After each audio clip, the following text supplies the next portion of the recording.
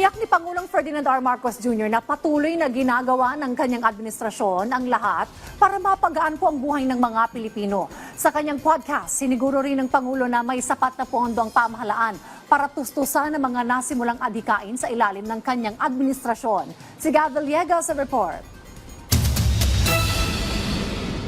Iginiit ng Pangulo na hindi niya ginagamit ang kanyang administrasyon para makakuha ng mataas na trust.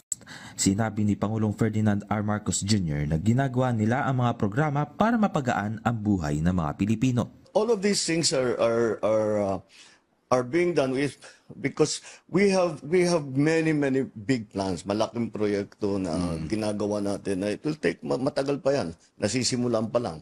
Matatagalan pa yan. Sinabi rin ni Pangulong Marcos na personal niyang pinupuntahan ang mga proyekto para ipaalam sa mga Pilipino ang ginagawa ng pamahalaan. Pagka mayroon kami nakitang ginagawa, yun ang ginagawa namin. It's not really to try and do anything. The other thing is that hindi sapat yung aming pagbalita sa tao kung ano yung mga bagong serbisyo na nalaan na. Kaya ngayon, sinasabi namin, and it's important na nandoon ako because when the President goes, it highlights whatever that is. Iginiit rin ng Pangulo na unti-unti nang nalulutas ng mga proyekto ang mga matagal ng problema na hinaharap ng mamamayan, gaya ng mahal na presyo ng bigas. Habang yung production natin gumaganda, bababa ng bababa yan. Okay. But we got to, naabot na natin yung punto na masabi natin, kaya na natin ito. We can afford it. We can afford the subsidy. And as the subsidy becomes less and less, mas magiging malaki ang coverage ng 20 pesos. Tinanong rin ang Pangulo kung may pera pa ba ang bansa para matustusan ang mga ipinangako nito sa kanyang ika-4 na SONA. Oo, meron. Basta't yung pera ng Pilipinas ay ginagamit sa tamang paraan. Yung perang nakalaan para sa para sa classroom, ginamit talaga sa classroom. Hindi nakalagay doon 2 classroom, ginawa lang 1 classroom.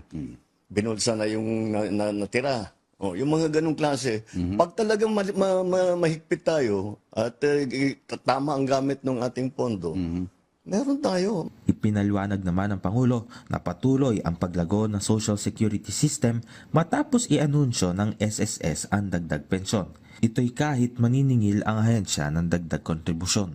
Kahapon ho, nag-anunsyo ang SSS na magkakaroon ng dagdag sa pensyon. Ang sabi po ng SSS, it will not necessitate additional contributions, but it will slightly shorten the fund life of SSS. How will this work, sir? Well, that's fine.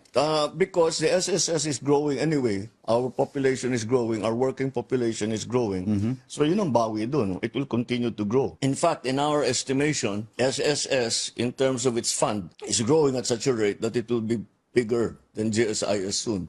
Gab Humilde Villegas para sa Pambansang TV sa Bagong Pilipinas.